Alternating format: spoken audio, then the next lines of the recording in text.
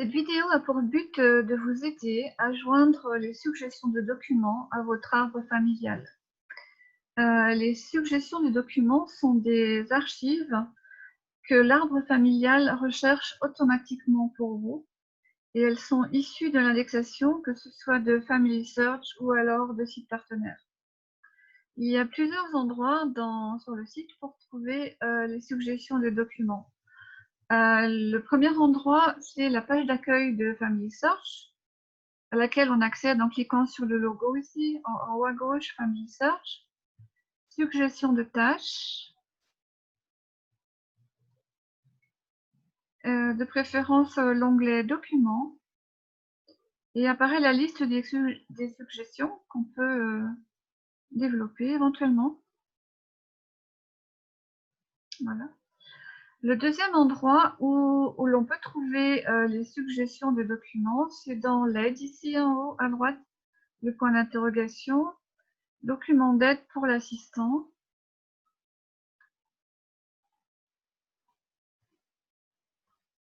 Et on arrive dans l'agenda. Je ne vous montre pas le mien parce que je n'ai plus de suggestions dans le mien. Je vais choisir l'arbre de quelqu'un que j'aide en ce moment. Donc voilà, les suggestions de documents arrivent ici, dans les idées de découverte. Il peut y avoir 2 colonnes ou une seule, ça dépend. Donc il y a ici une colonne « Ajouter des sources ». Et les suggestions de documents vous permettront de vérifier l'exactitude des renseignements concernant une personne et fournir des sources à ajouter. Donc, de la même manière, on peut agrandir la liste si l'on veut. Il y a un autre endroit où l'on peut voir les suggestions de documents. C'est dans l'arbre en éventail. Dans la liste, ici, on choisit « Aide à la recherche ». Et on voit ici à droite les suggestions de documents qui apparaissent en bleu pour chaque fiche concernée. Un autre endroit pour voir les suggestions de documents, c'est directement dans l'arborescence. Chaque icône bleue représente au moins une suggestion de document à traiter, à vérifier et à joindre si elle correspond. Bon, j'ai choisi pour vous un couple, Jean Burdin et Pierrette Laurin, ayant des suggestions de documents qui sont proposées. Donc, je vais ouvrir la fiche de Jean Burdin.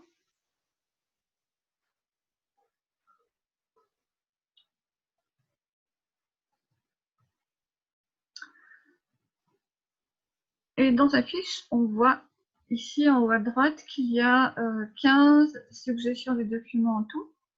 Dans la colonne de droite, n'apparaissent que les 3 ou 4 suggestions. Si on veut tout voir, il suffit de tout afficher ici.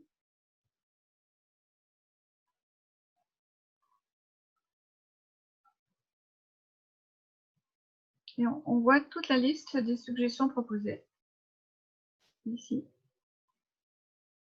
Il y a encore un autre endroit où on peut voir les suggestions de documents. Je retourne à la page de Jean Burdin. Et ici, dans la frise chronologique de Jean Burdin,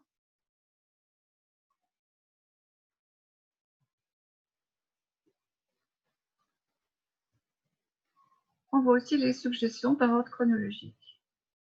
Donc, depuis n'importe quel endroit, on peut cliquer pour vérifier et joindre. Mais je retourne à la liste complète ici, dans tout affiché.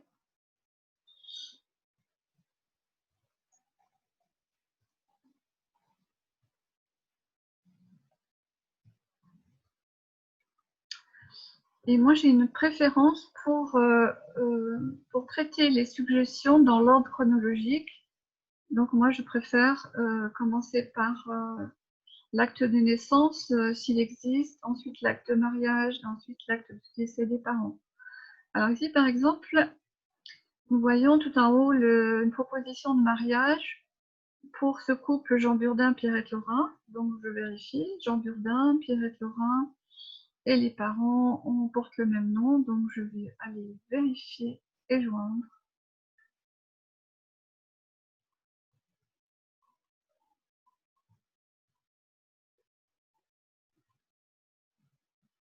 Et on voit deux colonnes apparaître. Celle de droite, les informations qui apparaissent dans l'arbre familial. Et dans la colonne de gauche, les informations qui ont été indexées depuis le registre.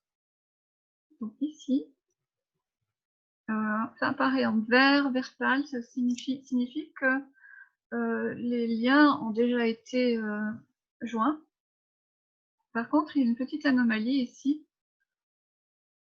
On se rend compte que j'ai regardé avant, les parents Nicolas Burdin et Françoise Burdi ont deux fils qui se nomment Jean. Et il apparaît ici que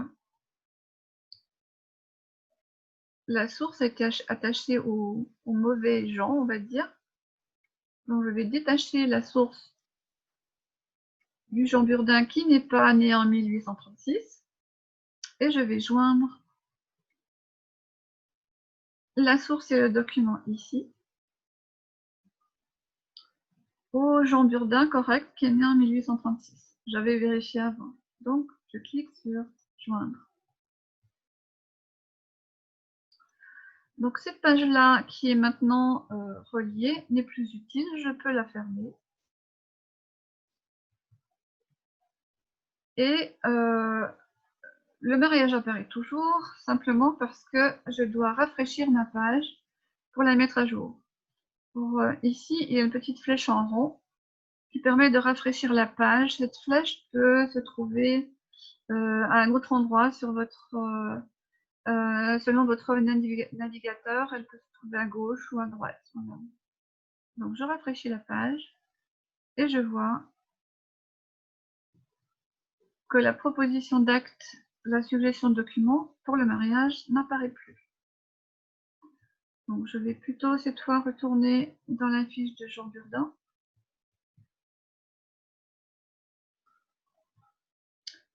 Et je peux voir que le couple n'a pas d'enfant. Donc, je vais aller voir ici.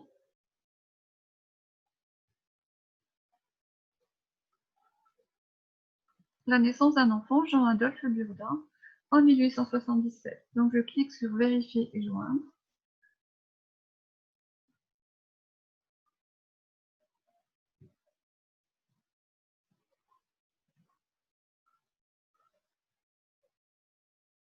Voilà.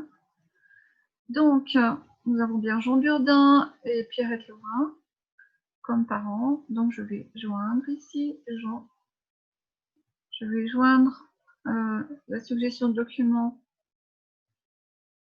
à ma fiche Pierrette Laurin et je vais ajouter un enfant qui n'est encore pas enregistré dans la familiale pour l'instant. Donc, j'en profite pour normaliser la date et le lieu l'est déjà, et je vais créer la fiche d'une nouvelle personne.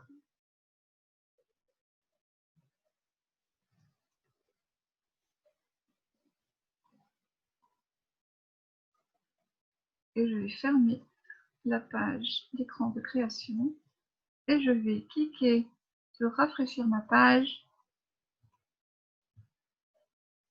pour avoir la liste mise à jour. Maintenant, il reste 12 suggestions à traiter.